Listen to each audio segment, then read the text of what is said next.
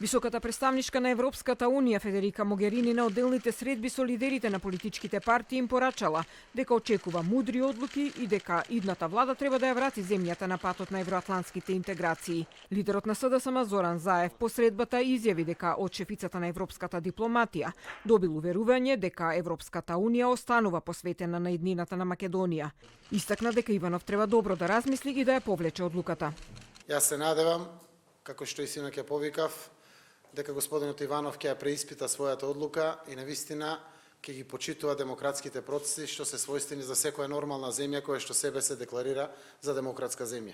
Причина повеќе е заради тоа што стравот од ескалирање на кризата е реално присутен, кога имате неразумни политичари во државата. Тоа може да биде само причина повеќе за да процесите се придвижат кон своето уставно и законско поставување во делот на формирањето на владино мнозинство.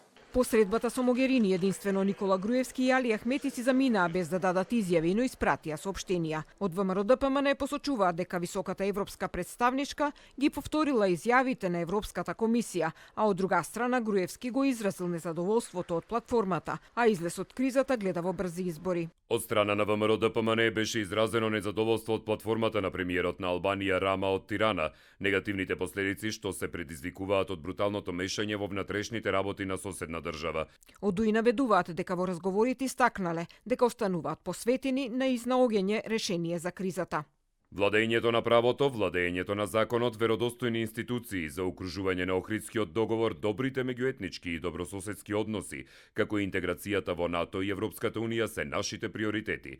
Председателот на движењето БЕСА Билал Касами рече дека платформата е само алиби на Иванов за да не го даде мандатот на Заев. Директно ги обвини ВМРО-ДПМН и ДУИ дека, како што рече, се уште синхронизирано водат политички игри.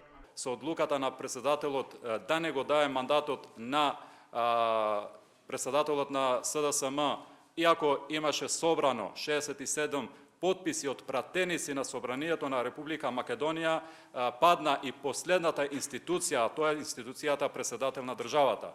Зијадин Села од Алијансата на албанците истакна дека Иванов со ова ја внесе Македонија во државна анархија.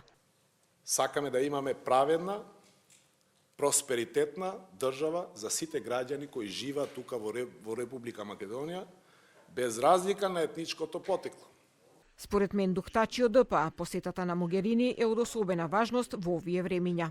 Да се промени уставниот поредок на Македонија, каде албанците нивното одлучување ќе барат да бидат на исти разини или на исти ниво со македонците. По средбата со лидерите, Могерини потоа замина на средба со председателот Иванов во вилата Водно.